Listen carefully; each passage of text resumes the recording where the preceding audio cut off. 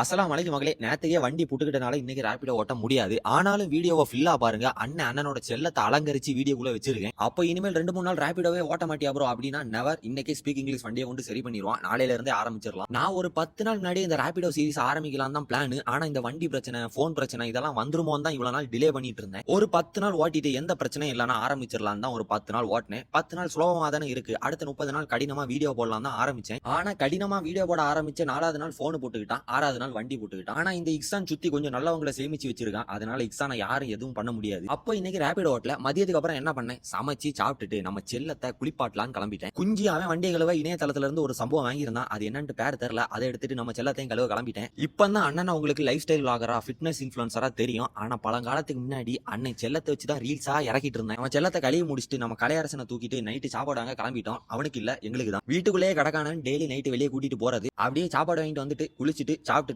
நாளை முடிச்சுக்கிறேன். ஒழுக்கம் முக்கிய மக்களே.